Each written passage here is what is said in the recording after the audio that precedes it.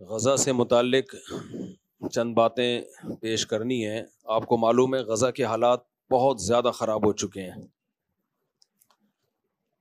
اور جو ویڈیوز آ رہی ہیں یہ بھی سوشل میڈیا ہے، تھوڑا بہت ایکٹیو ہے تو ہم تک خبریں پہنچ جاتی ہیں۔ اگر یہ ایکٹیو نہ ہوتا تو وہ تو ان بیچاروں پہ جو ظلم ہوتا ہے دنیا کو نظر بھی نہیں آتا وہ کیا ہو رہا ہے۔ اب اس میں جو بدترین ظلم ہو رہا ہے، لوگ کہتے ہیں کہ ہم آزاد ہیں اور ہم کچھ کر نہیں پا رہے۔ اصل بات یہ کہ آزاد صرف غزہ کے لوگ ہیں، ہم آزاد نہیں ہیں۔ آزاد اس کو نہیں کہتے کہ آپ کھا رہے ہوں، پی رہے ہوں، گھوم رہے ہوں۔ آزاد اس کو کہتے ہیں کہ آپ کی پالیسیاں آپ کی مرضی کی ہیں یا کسی اور کی مرضی کی ہیں۔ اس وقت ہمارے جتنے بھی حکمران ہیں اور جتنے ہمارے ممالک ہیں، بلکہ مسلمان اوور آل، ان کی مثال نبی صلی اللہ علیہ وسلم نے دی صحیح حدیث میں کہ تم سمندر کے جھاگ کی طرح ہوگے، یعنی کوانٹٹی میں بہت زیادہ، مگر جیسے سمندر کا جھاگ ہے نا، اس کی کوئی حیثیت نہیں ہوتی، وہ دور ہے یہ۔ اب ظاہر ہے جو بھی تھوڑا سا بھی درد دل رکھتے ہیں ان کے جذبات ہیں، اور بننے چاہیے جذبات ان ویڈیوز کو دیکھ کے کہ ہم کیا کریں، ہم کیا کریں۔ لوگ علماء سے بھی پوچھتے ہیں کیا کریں۔ حضرت مفتی تقی عثمانی صاحب کا بہت واضح فتویٰ ہے کہ جو جتنے قریب ہے اس پر اتنا ہی جہاد فرض ہے۔ ان میں سب سے پہلے تو ان کے جو قریبی ممالک ہیں وہ، نہیں تو پھر ان کے قریب، اسی طرح سے جہاد فرض عین ہوتا چلا جاتا ہے۔ لیکن انڈیویجولی انسان کیا کرے کہ آپ اکیلے طور پہ کہیں بھی جانے کی کوشش کریں گے، آپ کو بارڈر ہی کراس نہیں کرنے دیا جائے گا۔ آپ کی حکومت آپ کو بارڈر کراس کرنے دے گی، اگلا کنٹری آپ کو پکڑ لے گا۔ تو اس لیے جذبات میں کوئی الٹا سیدھا کام نہ کریں۔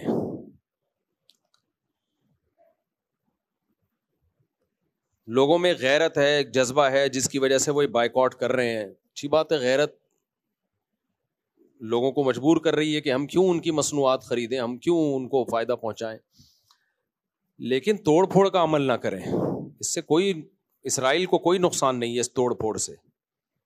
اس سے آپ کی اپنی املاک تباہ ہو رہی ہیں، اور آپ کے جو لوکل اس میں کام کر رہے ہیں ان بیچاروں کا بیڑا غرق ہو رہا ہے۔ تو یہ نہیں کہ ہم کچھ کر نہیں سکتے تو غلط کرنا شروع کر دیں۔ اب ایک آپ کو یاد ہوگا ماضی قریب میں یہ جو ہوتے ہیں نا، یہ ڈمپر، ان سے کچھ ایکسیڈنٹ ہوئے اور ان کی غلطی سے ہوئے، لوگوں نے پکڑ کے مارا کوٹا۔ اب اپنی یہ غصہ لوگوں نے ہر ڈمپر والے پہ نکالنا شروع کر دیا ہے۔ یہ تو غلط ہے بھائی، وہ بھی انسان ہے، اس کو بھی کمانے کا حق ہے۔ یہ تو نہیں کہ کوئی بھی ڈمپر والا گزرے گا۔ پھر فیک کچھ ایسی ویڈیوز بھی آ رہی ہیں جو اس میں غلط کمنٹس لوگوں کے ہوتے ہیں۔ اب ڈمپر کے سامنے بائک ہے، اس نے بائک اڑا دی، بائک پہ بندہ نہیں ہے، وہ اس کو روکنے کے لیے، کیونکہ روکیں گے اور جلائیں گے تو وہ تو بھاگے گا نا۔ پھر اس پہ ویڈیو یہ بنائی کہ دیکھو موٹر سائیکل والے کو کچل کے چلا گیا۔ میں نے جب وہ ویڈیو دیکھی میں بھی بہت حیران کہ یار یہ تو اس کو تو پکڑنا چاہیے تھا۔ بعد میں پتا چلا وہ اس کو روکنے کے لیے بائکیں اسے راستہ بلاک کیا ہوا تھا اس کا، تاکہ اس کو گھیر کے ڈمپر کو جلا دیں۔ بھائی وہ ڈمپر جلنے سے کس کو نقصان ہوگا؟ تو جو غلط کر رہا ہے اس کے خلاف بائیکاٹ کرو، جو نہیں کر رہا اپنی غصہ، یہ تو نہیں کہ آپ کو ظالم نہیں مل رہا تو مظلوم ہی کو پکڑ کے مارنا شروع کر دیں آپ، یا جو ظالم نہیں ہے اس پہ اپنا غصہ نکالنا شروع کر دیں۔ یہ جذباتیت سے ہٹ کے ہمیں سوچنا چاہیے۔ غزہ کا ظلم، ساری دنیا اس درد میں ان کے ساتھ شریک ہے، اور سب غمزدہ ہیں۔ یہ ایسا نہیں ہے کہ سینے میں صرف چند لوگوں کے دل ہے، باقی سارے پتھر دل ہیں۔ سب روتے ہیں راتوں کو، اللہ کے سامنے مانگتے بھی ہیں، دعائیں بھی کرتے ہیں۔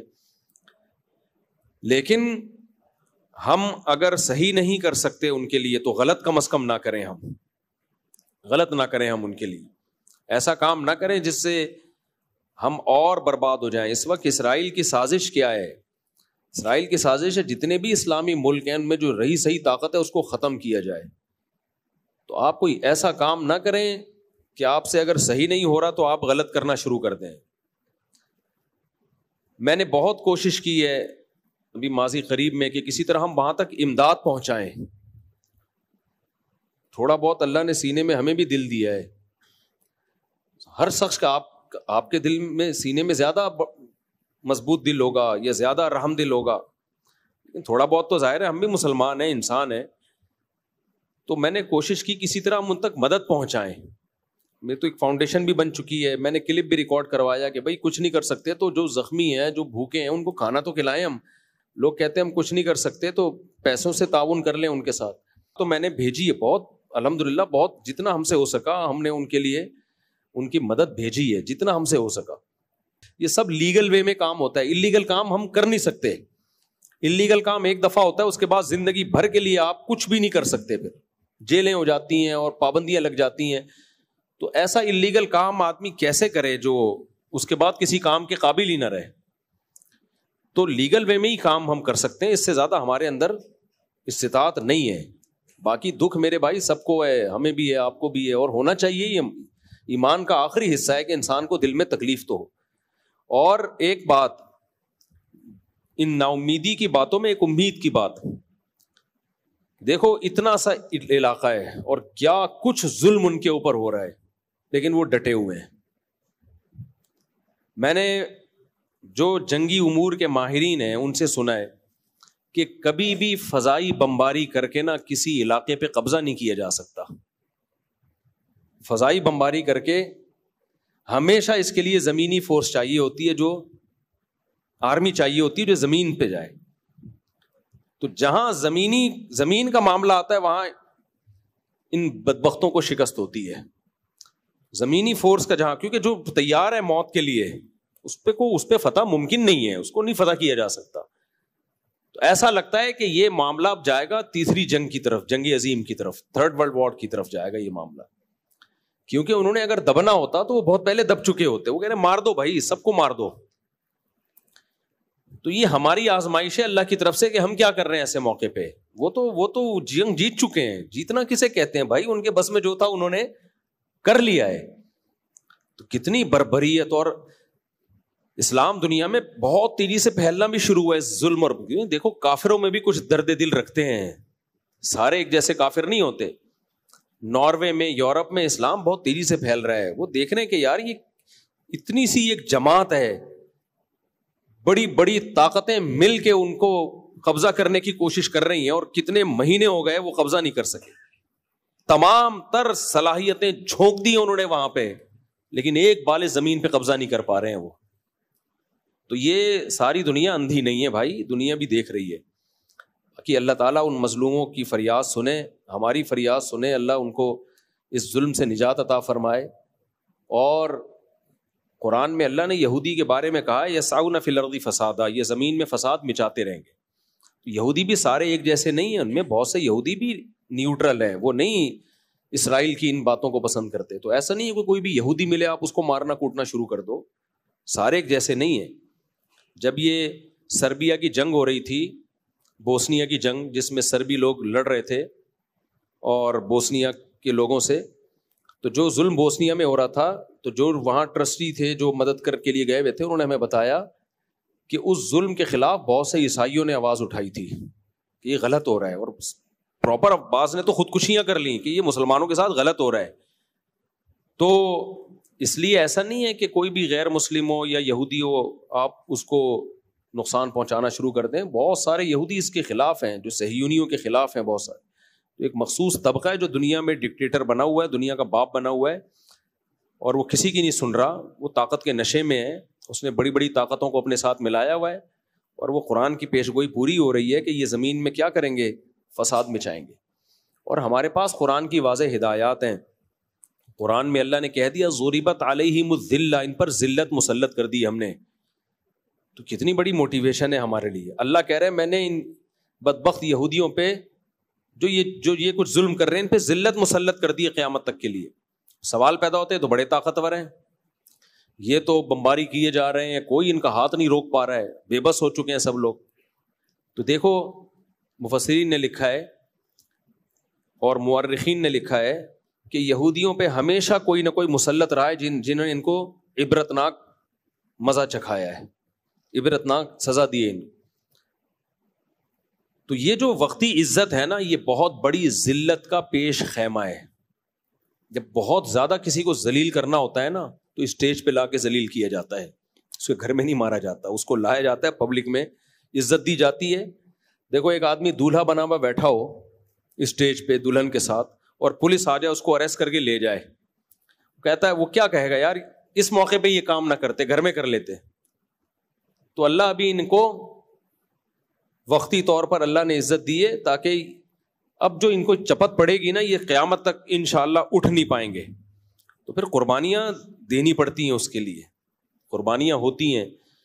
تو اللہ نے قرآن میں کہہ دیا لا تحسبن اللہ غافلا عما يعمل الظالمون, ظالم لوگ جو کچھ کر رہے ہیں اللہ کو غافل مت سمجھو, وہ دیکھ رہا ہے. تو وہ ہمیں بھی آزما رہا ہے کہ ہم کیا کرتے ہیں اس موقع پہ, اور وہ ہمارے حکمرانوں کو بھی آزما رہا ہے. اللہ تنہا نہیں چھوڑے گا ان کو. اللہ ان کو جب چھوڑ دیتا ہے جب وہ ڈھیلے ہو جاتے ہیں. ان کے حوصلے بلند ہیں بھائی. اتنے ایسا کچھ ہونے کے بعد کون ڈٹتا ہے اپنی جگہ پہ, کون رہتا ہے بھائی اتنا کچھ ہونے کے بعد.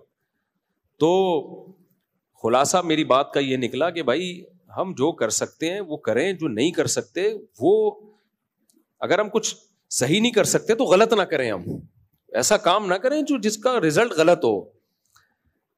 لوگ ان چیزوں پہ بھی اعتراض کر رہے ہوتے ہیں. کوئی کسی کے ولیمے کی دعوت میں بریانی کھا رہا ہے, دیکھو غزہ میں کیا ہو رہا ہے, یہ یہاں بیٹھ کے بریانی کھا رہا ہے. کوئی کہیں تفریح پہ نکلا ہوا ہے تو غزہ میں کیا ہو رہا ہے, یہ تفریح پہ نکلا ہوا ہے. کوئی کسی دکان کی اوپننگ کر رہا ہے, غزہ میں کیا ہو رہا ہے, یہ اوپننگ کر رہا ہے. ان باتوں میں کیا رکھا ہے میرے بھائی؟ دنیا کے تو سارے کام چلتے رہیں گے. وہی بات ہے, حضرت خالد ابن ولید جنگ کے بعد جو ہے نا, وہ کہیں نکاح کرنے لگے تو کسی نے حضرت عمر کو خط بھیجا کہ ادھر مسلمان جہاد میں لگے ہوئے, خالد ابن ولید نے ایک اور شادی کر لی.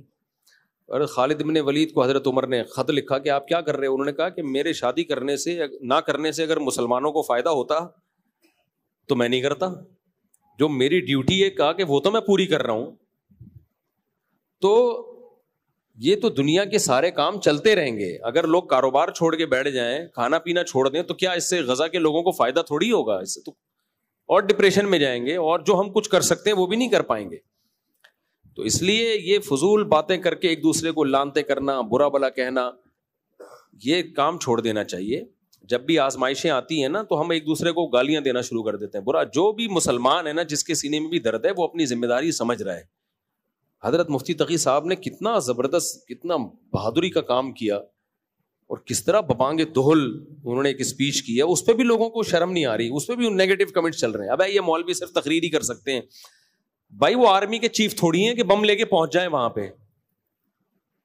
اور حکمرانوں میں بھی بہت سارے کام دکھا کے نہیں کیے جاتے.